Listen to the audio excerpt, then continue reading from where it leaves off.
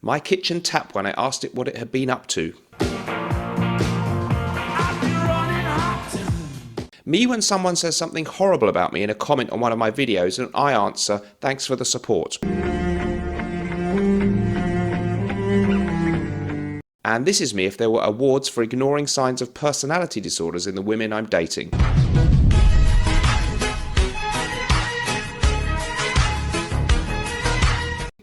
Hello folks and welcome back to the show. So today I'm going to talk about 3 great charismatic fragrances, classy and charismatic signature scents for the gentleman of distinction. Before I do that, I'd like to remind you that if you're looking for fragrance samples, my recommended USA-based fragrance sampling site is the Fragrance Decant Boutique. That's decantboutique.com. I've got a code for you. The code MrSmelly10 gets you 10% off a phenomenal range of fragrances on their website, so don't miss out. If you're in the UK, the fragrance sample site that I recommend is fragrancesamplesuk.com, and that same code, MrSmelly10, also works there on a stunning array of fragrances. Both sites linked down there in the description. Okay, so let's get stuck into it. So 3 fragrances that are, to me, a charismatic man would wear this. How do I define that? I'm not quite sure, but I just thought, look, what are 3 fragrances that make you stand out a little bit?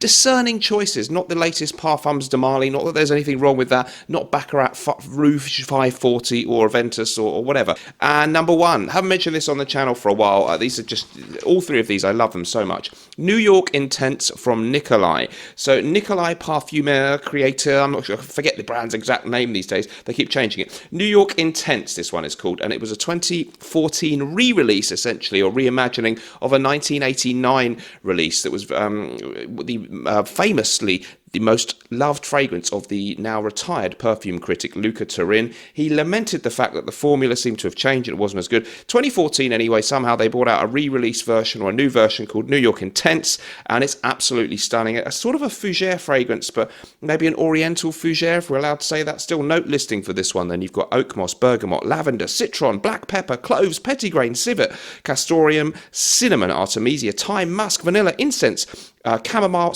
and styrax. I found it for great prices, reasonably good prices for a niche fragrance. £175 I think on Notino as of today, and I think there's a code you can use to even get a little bit off if you go to their website. Not sponsored by them. So this is a beautifully, how do we describe it? It is kind of fresh and there's a soapiness about it in a tiny measure. It also has this wonderful powdery kind of air and a subtle creamy spiciness. It's beautifully done, wonderfully executed. Works really well as a kind of unisex fragrance, but I think it's just a great dapper, dandyish, grown-up fragrance. Kind of timeless elegance. Bois de Portugal by Creed is something it's often compared to, but I think that one is a little bit more green and bitter. And this one maybe a bit more universally crowd-pleasing, although it's very much a fragrance for the discerning, charismatic person, a person who knows what they are about and has their own clear, distinct identity and personality, and that's why I love this fragrance. New York Intense from Nikolai. Perfumer, of course, Patricia de Nikolai, a lady with a fantastic heritage in the perfume industry. Another great choice, which is a fantastically charismatic fragrance, but I won't include it officially in this list, would be Gravitas Pour Homme from Norton & Wilson. Currently, we have a summer offer for this one. You can buy it in the UK for just £70, or in the USA, it's $90. Both prices include your postage. So that's a very special summer offer. Our fantastic perfumer, John Stephen, has created a wonderful fragrance. It was our first release, and there's a 5th one coming up soon. So that's nortonandwilson.com, linked down there. Okay, second amazing choice, I think, which would be charismatic and slightly unique. Not too many people I know have ever heard of this one or use it or wear it, and this is Creed's Royal Mayfair, a 2015 release.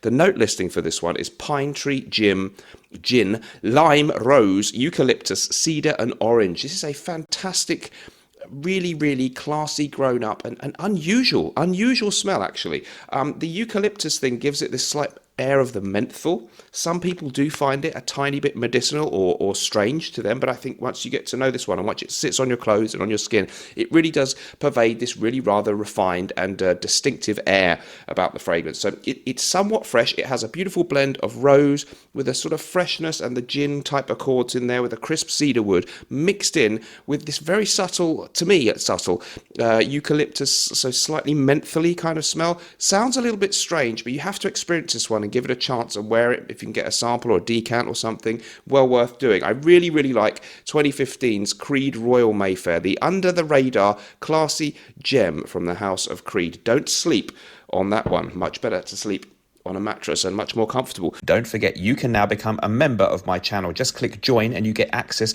to exclusive videos made especially for channel members, and you get back issues of the live streams, which are no longer going to be staying up on my channel. Another thing you can also do is join me on Patreon. If you search Mr. Smelly or click the link in the description, that is where you get an extra weekly podcast from Mr. Smelly, only for Patreon members.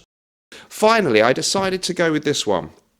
It's the reissue of Dior's Jules, 2016 release, but a re-release of a 1980 release, a powerhouse fragrance from the 80s. It actually predated Kouros and Antaeus by about a year. The note listing for this 26 version, which has, of course, been reformulated. I do have the vintage. They're quite different. Who knows how much my vintage one has aged. Anyway, the note listing for this one: galbanum, herbal notes, cyclamen, hedione, black pepper, fir, leather, cedar, and that's it. I found it online at the moment for 100ml, £70 something in the UK. Some people have said that it's sort of in and out of stock and hard to get in certain parts of the world. I'm not sure about that, but if you can get it, this is a beautiful green, woody fragrance. Green, bitter and woody. Again, grown up, classy, masculine smelling to me. Probably the most obviously masculine smelling of these three. And again, not too many other people will have heard of it. If they've heard of Dior, of course most people have, they'll be thinking of Dior Sauvage, or maybe they know Eau Sauvage, or maybe they even know Platinum Egoist or Fahrenheit.